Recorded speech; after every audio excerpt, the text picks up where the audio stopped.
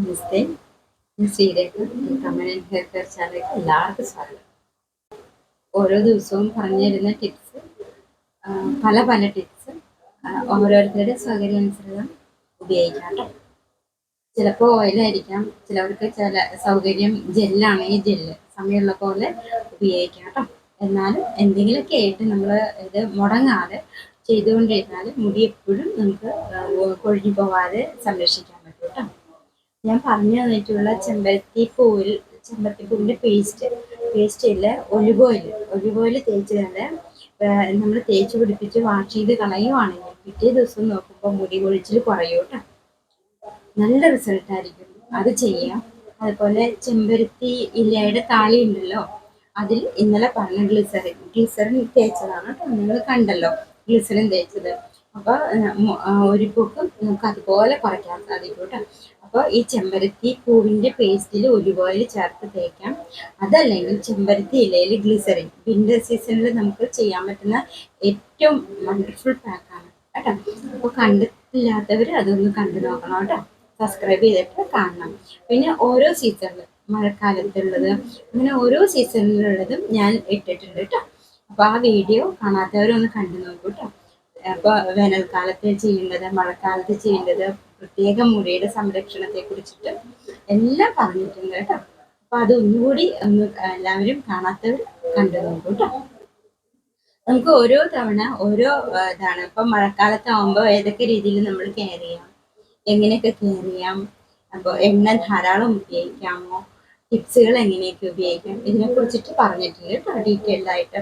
എന്നാലും പുതിയ ആൾക്കാർക്ക് വേണ്ടിയിട്ട്, നമ്മൾ ജോയിൻ ചെയ്ത പുതിയ ഫാമിലി മെമ്പേഴ്സിന് വേണ്ടിയിട്ട് ഒന്നുകൂടി പറയുവാണ്, ചുരുക്കി പറയാം കേട്ടോ. കാരണം ഈ മഴക്കാലം ആകുമ്പോൾ നമ്മുടെ തലമുടിയൊക്കെ ഉണങ്ങാൻ പ്രയാസമായിരിക്കും. അപ്പൊ അങ്ങനെയുള്ള സമയത്ത് എണ്ണ ധാരാളം തേച്ചാൽ ഈ ഈ ഉണങ്ങാത്ത മുടിയിൽ പച്ചപ്പുണ്ടാവും എപ്പോഴും. അതും എണ്ണയും കൂടി ഇരുന്ന് നമുക്ക് ഒരു തരം സ്മെല്ലുണ്ടാവും ഉണങ്ങാതിരിക്കുമ്പോൾ. പിറ്റേ ദിവസത്തേക്ക് ഒരു വളിച്ച മണം, ഒരു കാറച്ച മണമൊക്കെ ഉണ്ടാവും. ഈ മണവും കാറച്ച മണം ഇരുന്നിരുന്നിരുന്ന് അത് ചെളിയിലേക്കും അഴുക്കുകളിലേക്കും പോവാൻ ചാൻസ് ഉണ്ട്. അങ്ങനെയുള്ള സമയത്ത് നമ്മളുടെ മുടി ഒരുപാട് കൊഴിഞ്ഞു പോകും. മുടിയിൽ അഴുക്കുണ്ടെങ്കിലൊക്കെ മുടി കൊഴിഞ്ഞു പോകും. അതിൻ്റെ ആ റൂട്ട് തന്നെ വിട്ടുപോകാൻ ചാൻസ് ഉണ്ട്, പൊട്ടിപ്പോവാൻ ചാൻസ് ഉണ്ട്. ഇങ്ങനെ ഒരുപാട് പ്രശ്നങ്ങളുണ്ട് മുടിയിൽ. അതിലുപരി മുടിയിൽ കായ വരും. മുടിക്കായാന്ന് വെച്ചിട്ടുണ്ടല്ലോ. ഈ മുടിക്കായ എന്ന് പറയുന്നത് മുടി നമ്മൾ നോക്കുമ്പോൾ കുഞ്ഞു കുഞ്ഞു കുരു പോലെ കാണാം. അപ്പോൾ ആ മുടിക്കായ വന്നപ്പോൾ ഇങ്ങനെ വരുമ്പോൾ ഈറനോടുകൂടിയൊക്കെ നമ്മൾ കെട്ടിവെക്കുമല്ലോ മുടി. അങ്ങനെ കെട്ടിവെക്കുമ്പോഴാണ് ഈ മുടിക്കായ വരുന്നത്. മുടിക്കായ വരുന്നത് ചിലപ്പോൾ ഇവിടെയൊക്കെ ആയിരിക്കും. ഇങ്ങനെയൊക്കെ വരുമ്പോൾ എന്താ പ്രശ്നം എന്ന് വെച്ചാൽ പിന്നെ നമുക്ക് ഒന്നും ചെയ്യാൻ പറ്റില്ല. അവിടെ വെച്ചിട്ട് മുടി പൊട്ടിപ്പോകും. മുടിക്കായ എവിടെയാണോ അവിടെ വെച്ചിട്ട് മുടി പൊട്ടിപ്പോകും. അപ്പോൾ അങ്ങനെ മഴക്കാലത്ത് നമ്മൾ എണ്ണകളൊക്കെ തേക്കുമ്പോഴും ഇതുപോലെ ഈറൻ മുടി കെട്ടി ഇട്ട് പോകുമ്പോഴും ഈറൻ മുടി ഏരുമ്പോഴും ഒക്കെ നമുക്ക് ഇങ്ങനെയുള്ള മുടി ഡാമേജ് ആവും, ബ്രേക്ക് ആവും കേട്ടോ. അപ്പോൾ ഇങ്ങനെ ഒരുപാട് പ്രശ്നങ്ങളുണ്ട്. അപ്പോൾ ഓരോ സീസണിലും നമ്മൾ എങ്ങനെ മുടി കെയർ ചെയ്ത് പോവാന്നതിനെ കുറിച്ചിട്ടൊക്കെ വീഡിയോ ഇട്ടിട്ടുണ്ട് കേട്ടോ. അപ്പോൾ സൗകര്യം പോലെ എല്ലാവരും ഒന്ന് കാണണം കേട്ടോ. സബ്സ്ക്രൈബ് ചെയ്യാത്തവർ സബ്സ്ക്രൈബ് ചെയ്ത് ബെൽ ബട്ടൺ അമർത്തി ഓളെന്ന് പ്രസ് ചെയ്താൽ എല്ലാ വീഡിയോസും കാണാൻ പറ്റും കേട്ടോ. അപ്പോൾ അതുപോലെയൊക്കെ ചെയ്യുക.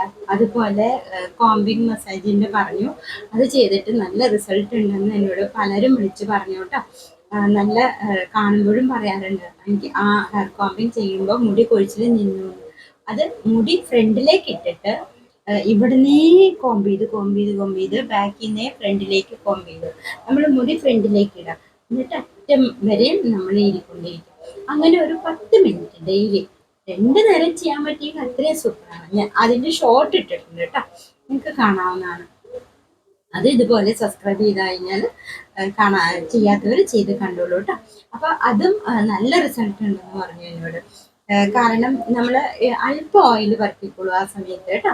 ഓയിൽ പരത്തിയിട്ട് നമ്മൾ മുടി വിടുത്തിയിട്ട് മുടി ഫ്രണ്ടിലേക്ക് ഇടാം.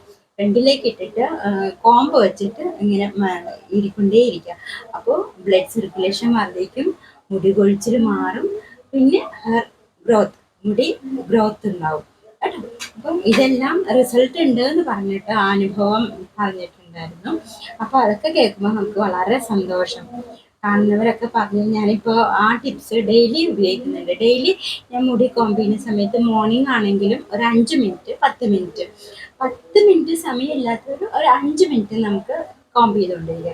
അതുപോലെ തന്നെ രാത്രി കിടക്കുന്നതിന് മുമ്പ് നമ്മൾ ഇതുപോലെ കോംബ് ചെയ്യുക, മുടി കെട്ടി വയ്ക്കുക കേട്ടോ. അപ്പൊ അങ്ങനെ ചെയ്തപ്പോൾ എനിക്ക് മുടി വരുന്നതായിട്ടും തോന്നുന്നുണ്ട്. അതുപോലെ മുടി കൊഴിച്ചില് കുറയും ചെയ്തിട്ടുണ്ടെന്ന് പറഞ്ഞു. അപ്പൊ അങ്ങനെ പറഞ്ഞവര് വളരെയധികം താങ്ക്സ് കേട്ടോ. നിങ്ങൾ തുറന്ന് പറയുന്നുണ്ടല്ലോ, റിസൾട്ടൊക്കെ പറയാ നിങ്ങൾ. അപ്പൊ അത് കേൾക്കുമ്പോൾ നമുക്കൊരു സന്തോഷമുണ്ട്. അത് മറ്റുള്ളവർക്കും കൂടി ഒരു ഉപകാരമാവുമല്ലോ കേട്ടോ. അപ്പം ഇതുപോലെ എന്നോട് പറഞ്ഞു, ഇതുപോലെ നെറ്റിയിൽ മുടി വളർന്നു, ഞാൻ ആ കോമ്പിങ് ചെയ്യുന്നുണ്ട് എന്ന് പറഞ്ഞു. അപ്പൊ അങ്ങനെയും ചെയ്യാം കേട്ടോ. പിന്നെ നിങ്ങൾ 2 ആഴ്ച കൂടുമ്പോൾ ഒരിക്കൽ ഉള്ളിനീരോ അല്ലെങ്കിൽ സവാള നീരോ തേക്കുന്നത് നല്ലതായിരിക്കും കേട്ടോ. അത് വെറുതെ സവാള അരച്ചിട്ട് പിഴിഞ്ഞെടുക്കുക. പിഴിഞ്ഞെടുത്തിട്ട് വേണം തേക്കാനായിട്ട് കേട്ടോ. പിന്നെ അതുപോലെ ഐബ്രോ വളരാൻ എന്താ ചെയ്യേണ്ടതെന്ന് ചോദിച്ചു കേട്ടോ. നേരത്തെ ചോദിച്ചതാണ്. അപ്പൊ അതിനുള്ള മറുപടി കൊടുത്തിട്ടുണ്ട്. അപ്പോൾ പുതിയതായിട്ട് അതിനെ കുറിച്ചിട്ട് ഒന്ന് പറയാൻ പറഞ്ഞു കേട്ടോ. അപ്പൊ നമ്മൾ ആവണക്കെണ്ണ ബെസ്റ്റാണ് കേട്ടോ. അപ്പോൾ നമ്മൾ ഐബ്രോ പെൻസിൽ വാങ്ങിച്ചിട്ട് അത് ഈ അല്പം ആവണക്കെണ്ണ എടുത്തിട്ട് അതിൽ മുക്കിയിട്ട് നമ്മൾ കിടക്കാൻ നേരത്ത് ഐബ്രോ എഴുതിക്കൊണ്ടിരുന്നാൽ മതി. ഇനിയിപ്പോൾ ഐബ്രോ പെൻസിൽ ഇല്ലെങ്കിൽ നമ്മൾ വിരൽ കൊണ്ടിട്ടാണെങ്കിലും ഈവനിങ് ടൈം ആണെങ്കിലും കുഴപ്പമില്ല കേട്ടോ. ഇത് ആവണക്കെണ്ണ കയ്യിലെടുത്തിട്ട് തൊട്ടിട്ട് നമ്മളിങ്ങനെ എന്നും തടവി കൊടുത്തു കഴിഞ്ഞാൽ നമുക്ക് നല്ലോണം പൊതിയും വരും കേട്ടോ. നല്ല ഷേപ്പിൽ വരും ചെയ്യും നമുക്കത് കേട്ടോ. അപ്പൊ അതും ചോദിച്ചു. അത് നേരത്തെ പറഞ്ഞിട്ടുണ്ട് വീഡിയോയിൽ, പക്ഷെ ഒന്നുകൂടി ചോദിച്ച സ്ഥിതിക്ക് പറയുന്നതാണ് കേട്ടോ. പിന്നെ ഇന്ന് എന്നോട് ഒരു കുട്ടി പറഞ്ഞു, ഒരു 10th പഠിക്കുന്ന കുട്ടി പറഞ്ഞു, എനിക്ക് പിന്നെ ടീച്ചേഴ്സിനായിട്ട് വല്ല അഡ്വൈസ് ഉണ്ടെങ്കിൽ വേണ്ടി കൊടുക്കൂ, ഹെയർ കെയർ പ്ലസ് സ്റ്റഡി എന്നും പറഞ്ഞിട്ട്, അതുപോലെ ടീച്ചിങ് എന്ന് പറഞ്ഞിട്ട് ഒരു ഇതിടാൻ പറഞ്ഞു. അപ്പോൾ ആ കുട്ടിയുടെ അഭ്യർത്ഥന പ്രകാരം ടീച്ചേഴ്സിനോട് പറയാനുള്ളതാണ്. ഒരു അഡ്വൈസ് എന്തായിക്കോട്ടെ. അപ്പോൾ ചിലവർ ട്യൂഷന് പോയിട്ടും മാർക്ക് കിട്ടുന്നില്ല, പഠിച്ചിട്ട് മാർക്ക് കിട്ടുന്നില്ല എന്നൊക്കെ പറയുന്നുണ്ട് കേട്ടോ. അപ്പോൾ അതിൽ മെയിനായിട്ട് എനിക്ക് പറയാനുള്ളത്, ഇപ്പോൾ കുട്ടികളെല്ലാം പല റേഞ്ചിലുള്ള കുട്ടികളായിരിക്കും അല്ലേ. അപ്പോൾ നമ്മളിപ്പോൾ 10th തന്നെ പഠിപ്പിക്കുന്ന സമയത്ത് നമ്മളിപ്പോൾ മാത്സ് എടുക്കുമ്പോൾ നമ്മൾ ഓരോ ജിയോമെട്രി ഒക്കെ എടുത്ത് ഇങ്ങനെ പഠിപ്പിക്കുമ്പോൾ ടീച്ചേഴ്സ് സാധാരണ 10th കുട്ടികളാണല്ലോ എന്ന് വിചാരിച്ചിട്ട് അവർ എടുത്തെടുത്ത് പെട്ടെന്ന് പറഞ്ഞു പോകും. അപ്പോൾ ശരിക്കും 10th എത്തിയിട്ടുണ്ടെങ്കിലും എല്ലാ കുട്ടികളും ഒരേപോലെ അറിവുള്ള കുട്ടികളായിരിക്കണമെന്നില്ല. അപ്പൊ ഉദാഹരണത്തിന് പറയുകയാണെങ്കിൽ ഇപ്പോൾ ഒരു ട്രയാങ്കിളിനെ കുറിച്ചിട്ട് എന്നോട് ആ കുട്ടി പറഞ്ഞുകൊണ്ട് പറഞ്ഞതാണ് കേട്ടോ. ഈ ട്രയാങ്കിൾ അപ്പോൾ ടീച്ചേഴ്സ് ഒന്ന് പഠിപ്പിക്കുന്നവരെ, ട്യൂഷൻ ക്ലാസ് പഠിപ്പിക്കുന്നവരൊക്കെ ഒന്ന് ശ്രദ്ധിക്കാൻ വേണ്ടി പറയുന്നതാണ് കേട്ടോ. ട്യൂഷൻ എടുത്തിട്ട് എന്തുകൊണ്ട് കുട്ടികൾക്ക് മാർക്ക് കിട്ടുന്നില്ല എന്ന് പാരൻസിന്റെ ഒരു സംശയമുണ്ട്. ഇത് എന്നോട് 10th പഠിക്കുന്ന കുട്ടി പറഞ്ഞിട്ട് പറയാണ് കേട്ടോ. അപ്പോൾ ശരിക്കും പറഞ്ഞാൽ ആ കുട്ടിയെ സംബന്ധിച്ച് ഇപ്പോൾ ടീച്ചേഴ്സ് ഇപ്പോൾ ട്രയാങ്കിൾ എടുത്ത് പോകുമ്പോൾ ഓരോന്നും തിയറി അത് പ്രൂവ് ചെയ്യാനുള്ളതൊക്കെ എടുത്ത് പോകുമ്പോൾ പറയുന്ന ഇന്ന ഇപ്പോൾ ഓരോ സിമിലാരിറ്റി ക്രൈറ്റീരിയ ഉണ്ടല്ലോ. അപ്പോൾ അതിനെ കുറിച്ചിട്ടൊക്കെ പറയുമ്പോൾ അവർ പറഞ്ഞു കൊടുക്കും, ഈ തിയറി ഇന്ന കാരണം കൊണ്ട്, ആംഗിൾ സം പ്രോപ്പർട്ടി ആയതുകൊണ്ട് ഇതങ്ങനെ എടുക്കാം എന്ന് പറഞ്ഞു. അപ്പോൾ ശരിക്കും ഈ ആംഗിൾ സം പ്രോപ്പർട്ടി എന്ന് പറഞ്ഞാൽ എന്താണെന്ന് അറിയാത്ത കുട്ടികളുണ്ടാവും. അപ്പോൾ ശരിക്കും ഒരു ടീച്ചിങ്ങിന് നമുക്ക് വേണ്ടത്, ഒരു ടീച്ചർക്ക് വേണ്ടത് ഒരു മൈൻഡ് റീഡിങ് വേണം. കാരണം നമ്മളുടെ ഫ്രണ്ടിലിരിക്കുന്ന കുട്ടികളുടെ മൈൻഡ് നമുക്ക് മനസ്സിലാക്കാനുള്ള ആ ഒരു കഴിവ് നമുക്ക് വേണം. ഇപ്പൊ പറയാൻ കാരണം എന്താണെന്ന് വെച്ചാൽ, ഇപ്പോൾ ആ കുട്ടി ചോദിച്ചു എന്താണ് ഈ ആംഗിൾ സം പ്രോപ്പർട്ടി, അത് അറിയാത്ത കുട്ടികൾ എന്ത് ചെയ്യും? അപ്പോൾ പഠിപ്പിക്കുന്ന സമയത്ത് ഒന്ന് ചോദിക്കാം, ആംഗിൾ സം പ്രോപ്പർട്ടി എന്ന് പറയുമ്പോൾ ട്രയാങ്കിളിൽ 180 ഡിഗ്രി, അതാണ് ടോട്ടൽ ഒരു ട്രയാങ്കിൾ അത്ര. അപ്പോൾ അതൊന്ന് ഒരു സെന്റൻസിൽ പറഞ്ഞാൽ എല്ലാ കുട്ടികൾക്കും മനസ്സിലാവും. അത് അപ്പോൾ ശരിക്കും പറഞ്ഞാൽ ഇപ്പോൾ ടീച്ചേഴ്സിനെ കുറ്റം പറയാനല്ല കേട്ടോ. ടീച്ചേഴ്സ് പഠിപ്പിക്കുമ്പോൾ ആ റേഞ്ചിലുള്ള കുട്ടികൾ, അപ്പോൾ 10th ആണല്ലോ ഇപ്പോൾ, ഇതെല്ലാം കുഞ്ഞു ക്ലാസ് മുതൽ പഠിച്ചു വരുന്ന കുട്ടികളാണ്. അതുകൊണ്ട് അവർക്കറിയാം, അതിനെ കുറിച്ചിട്ട് കൂടുതൽ പറയുന്നില്ല. അതുപോലെ സിമിലാരിറ്റി ക്രൈറ്റീരിയ ഒക്കെ എടുക്കുമ്പോൾ SIS തിയറി ഉണ്ടാവും അല്ലേ, ക്രൈറ്റീരിയ ഉണ്ടാവും, SSS ക്രൈറ്റീരിയ ഉണ്ടാവും, ASA ക്രൈറ്റീരിയ ഉണ്ടാവും. അപ്പോൾ ശരിക്കും ഇത് പറഞ്ഞു കൊടുക്കുമ്പോൾ നമ്മൾ ഇതിനെക്കുറിച്ചിട്ട് ആ കുട്ടിക്ക് എന്ത് മനസ്സിലായി, സൈഡ്സ് തമ്മിൽ പ്രൊപ്പോർഷണൽ ആണെന്ന് പറയും. ഈ പ്രൊപ്പോർഷണൽ ആണെന്ന് പറഞ്ഞാൽ അവർക്ക് ചിലപ്പോൾ ബേസ് ആയിട്ട് പഠിച്ച് വന്ന കുട്ടികൾക്ക് മനസ്സിലാവും, അല്ലാത്ത കുട്ടികൾക്ക് ഇത് എന്താണ് പ്രൊപ്പോർഷണൽ എന്ന് പറഞ്ഞാൽ മനസ്സിലാവില്ല. അവർ വിചാരിക്കും ലെങ്ത് ആണോ, സൈഡ്സിന്റെ ലെങ്ത് ആണോ എന്നൊക്കെ വിചാരിക്കും. അപ്പോൾ അതെന്താണ് പ്രൊപ്പോർഷണൽ, അത് ഒരു സെന്റൻസിൽ പറഞ്ഞു കൊടുത്താൽ കുട്ടികൾക്ക് മനസ്സിലാകും. അപ്പോൾ ഇന്നലെ ഇതുപോലെ ഒരു കേസിൽ കുട്ടിക്ക് 10th ആണ്, പക്ഷെ എന്താണ് സൈഡ്സിന്റെ പ്രൊപ്പോർഷണൽ എന്ന് മനസ്സിലായില്ല.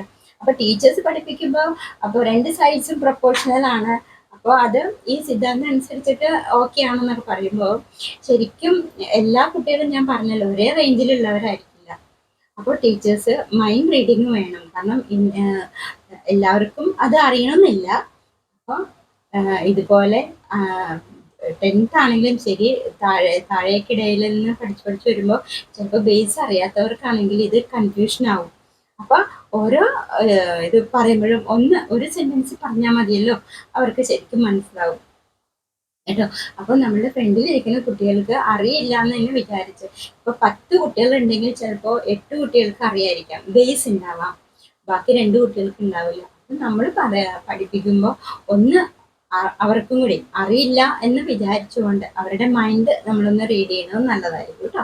അപ്പൊ ഇത് ആ കുട്ടിയുടെ ഉപദേശം, ആ കുട്ടി ഒരെണ്ണമൊന്ന് പറയണേ എന്ന് പറഞ്ഞു കേട്ടോ, അതുകൊണ്ട് പറയണ നിങ്ങളൊന്നും വിചാരിക്കരുത് കേട്ടോ. അപ്പൊ എനിക്ക് വളരെ സന്തോഷം തോന്നി എന്നോട് വന്ന് പറഞ്ഞപ്പോ ഇങ്ങനെ ഒന്ന് പറയണോ കേട്ടോ എന്ന്. ഞാനും ആലോചിച്ചപ്പോ അത് ശരിയാന്ന് തോന്നി. ടീച്ചേഴ്സൊക്കെ ഇങ്ങനെ അവന് പേടി, ചോദിക്കാനും പേടി, ഇത് കളിയാക്കോ, ഇത് അറിയില്ല എന്ന് പറഞ്ഞ്. അപ്പോൾ ഞാൻ ചോദിച്ചു, എന്നിട്ട് മോനെന്താ ഇത് ചോദിക്കാന്, മോനറിയില്ല. അപ്പൊ എനിക്ക് കളിയാക്കുന്ന് പേടിച്ചിട്ട് ചോദിച്ചില്ല. അപ്പം ടീച്ചേഴ്സും വിചാരിക്കും ഇവൻ കുഞ്ഞു ക്ലാസ്സിലെ മുകളിൽ പഠിച്ചു തന്നെയാണല്ലോ, അപ്പോൾ ഇതറിയാൻ പാടില്ല. പക്ഷെ നമ്മൾ മനസ്സിലാക്കാം, നമ്മൾ പഠിക്കുന്ന കുട്ടി, നമ്മുടെ ഫ്രണ്ടിലിരിക്കുന്ന കുട്ടിക്ക് എന്ത് മനസ്സിലാക്കുന്നു എന്ന് നമ്മളൊരു മൈൻഡ് കാൽക്കുലേഷൻ ഉണ്ടാവണം കേട്ടോ, മൈൻഡ് റീഡിംഗ് എന്ന് പറയുന്നത്. ചെറിയൊരു എക്സാമ്പിൾ ഞാൻ പറഞ്ഞേ ഉള്ളൂ, എന്നോട് ആ കുട്ടി പറയാൻ പറഞ്ഞുകൊണ്ട് ഞാൻ പറഞ്ഞാണ്. അപ്പൊ ഒന്ന് ശ്രദ്ധിക്കാം കേട്ടോ, കാരണം എല്ലാ കുട്ടികളും ഒരേ റേഞ്ചല്ലല്ലോ, എല്ലാം മനസ്സിലാക്കുന്നത് വ്യത്യസ്ത രീതിയിലായിരിക്കും കേട്ടോ. അതുകൊണ്ടിട്ടാണ് ഈ ഒരു ടോപ്പിക് ഇതിൽ കൂട്ടിയെന്നേ ഉള്ളൂ കേട്ടോ. അപ്പോൾ നമ്മൾ എന്ത് ചെയ്യുമ്പോഴും അതിനോടൊരു ഡെഡിക്കേഷൻ ഉണ്ടാവണം, അത് മാത്രമേ ഉള്ളൂ കേട്ടോ. നമ്മൾ എന്ത് വർക്ക്, എന്ത് ജോലി ചെയ്തോട്ടെ, എന്ത് കാര്യം നമ്മൾ നിർവഹിക്കുന്നത് നമ്മൾ ചെയ്തോട്ടെ. ഞാനിത് പറയുന്നത് ഈ ബാക്കി പൊതുവായ കാര്യത്തിന് വേണ്ടിയിട്ടാണ് കേട്ടോ. എല്ലാവർക്കും എന്ത് ചെയ്യുമ്പോഴും, ഏത് പ്രവൃത്തി ചെയ്യുമ്പോഴും, ജോലി ചെയ്യുമ്പോഴും എല്ലാം നമ്മൾ സത്യസന്ധത ഉണ്ടാവണം, അതിന് ഡെഡിക്കേഷൻ ഉണ്ടാവണം കേട്ടോ. അപ്പൊ അതുകൂടി ഓർമ്മപ്പെടുത്താൻ വേണ്ടിയിട്ടാണ്. അപ്പൊ നമ്മള് ഇതിനൊക്കെ ഈ ഡെഡിക്കേഷൻ ഉണ്ടാവണമെങ്കിൽ നമ്മൾ ഈശ്വരാധീനം ഉണ്ടാവണം കേട്ടോ. ഈശ്വരനെ വിശ്വസിച്ച് മുന്നോട്ട് പോവുക. അപ്പോൾ നമുക്ക് ഒരു തെറ്റ് ചെയ്യാനും പറ്റില്ല. നമ്മൾ ചെയ്യുന്ന വർക്ക് എന്താണോ അതിൽ കംപ്ലീറ്റ് ഡെഡിക്കേഷൻ നമുക്ക് ഉണ്ടാവും കേട്ടോ. ഈ ചെയ്യുന്നതെല്ലാം നമ്മൾ ഈശ്വരന് വേണ്ടി ചെയ്യുന്നതായിട്ട് സങ്കല്പിച്ചാൽ മതി. ഇപ്പൊ നമ്മൾ ഒരു പഠിപ്പിക്കലാണെങ്കിലും അത് ഈശ്വരന് വേണ്ടി ചെയ്യുന്നു എന്ന് വിചാരിച്ചാൽ മതി. നമ്മളൊരു സ്ഥലത്ത് ജോലി ചെയ്യുകയാണെങ്കിലും നമ്മൾ അത് ഈശ്വരന് വേണ്ടി, കർമ്മമാണല്ലോ ദൈവം അല്ലേ, അപ്പോൾ നമ്മൾ ഈശ്വരന് വേണ്ടി ചെയ്യുന്നതായിട്ട് സങ്കല്പിച്ച് ചെയ്യുക.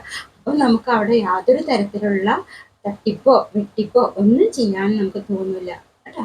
അപ്പൊ ഇത് പൊതുവായിട്ടുള്ളതാണ്, എല്ലാവർക്കും വേണ്ടിയിട്ടുള്ളതാണ്. അപ്പോൾ നമ്മൾ എപ്പോഴും എന്ത് ചെയ്യുമ്പോഴും അതിലൊരു പൂർണ്ണത ഉണ്ടാവണം കേട്ടോ, കൂടാതെ മനസ്സുണ്ടാവുക ചെയ്യാനുള്ളത് കേട്ടോ. അപ്പോൾ എല്ലാത്തിലും ഒരു ഡെഡിക്കേഷൻ ഉണ്ടാവണം കേട്ടോ. നമ്മൾ ഒരാളോട് ഒരു വാക്ക് പറഞ്ഞാൽ നമുക്ക് ചെയ്യാൻ പറ്റുന്നതിലേ നമ്മൾ വാക്ക് പറയാവൂ കേട്ടോ. നമ്മൾ ചെയ്യാം എന്ന് പറഞ്ഞിട്ട് നമ്മൾ ചെയ്യാതിരിക്കരുത്, അതും തെറ്റാണ് കേട്ടോ. അപ്പോൾ നമ്മൾ എന്ത് കാര്യം ഏറ്റെടുക്കുകയാണെങ്കിലും നമുക്ക് ചെയ്യാൻ പറ്റുന്ന ഉറപ്പുണ്ടെങ്കിൽ മാത്രം നമ്മൾ അത് ഏറ്റെടുക്കുക കേട്ടോ. അപ്പൊ അങ്ങനെയൊക്കെ കുറച്ച് കാര്യങ്ങൾ ജനറൽ ആയിട്ടുള്ളത് പറയാം. അപ്പോൾ ടോപ്പിക്ക് മാറിപ്പോണ പോലെ തോന്നരുത് കേട്ടോ. അപ്പൊ ഇതൊക്കെയാണ് കാര്യം. നമ്മൾ എപ്പോഴും ഈശ്വരനെ ഭജിച്ച് ഈശ്വരനെ വിശ്വസിച്ചിട്ട് മുന്നോട്ട് പോകുക. അപ്പം രാവിലെ എണീറ്റ് പ്രാർത്ഥിക്കുമ്പോഴും നമ്മൾ അത് പ്രാർത്ഥിക്കണം. നമുക്ക് നമ്മുടെ വർക്ക് നന്നായി ഭംഗിയായി ചെയ്യാൻ സാധിക്കണേ, ഈശ്വരൻ നമ്മുടെ കൂടെ ഉണ്ടാവണേ, പിന്നെ മറ്റുള്ളവരെ കൊണ്ട് മോശം പറയിപ്പിക്കാതെ നമുക്ക് മുന്നോട്ട് പോയിക്കൊണ്ടിരിക്കാൻ സാധിച്ചേക്കണേ. ഇങ്ങനെയൊക്കെയാണ് കുട്ടികളെ പറഞ്ഞു കൊടുപ്പിക്കുന്നത്. അതാണ് give respect and take respect. അപ്പൊ അതെല്ലാം എല്ലാവർക്കും കൂടിയിട്ടുള്ള ഒരു ചെറിയൊരു എന്താ പറയാ അഡ്വൈസ് പോലെ. അഡ്വൈസ് ചെയ്യാൻ ആളല്ല, എന്നാലും പറയുവാണ് കേട്ടോ. ഇതിലൊക്കെ ഒരു മാറ്റം വരുത്താം കേട്ടോ. പിന്നെ ഇതൊക്കെയാണ് വിശേഷം. അപ്പോൾ മുടി കെയർ ചെയ്യാം, അതിലും നമ്മൾ ഒരു മടി കാണിക്കരുത്, എപ്പോഴും ഭംഗിയായി മുന്നോട്ട് പോവാം കേട്ടോ. അപ്പോൾ ഇതിൽ ഇത്രയൊക്കെ ഉള്ളൂ. എല്ലാവരും നന്നായിരിക്കട്ടെ, എല്ലാവർക്കും നല്ല വരട്ടെ. നാളെ കാണാം കേട്ടോ.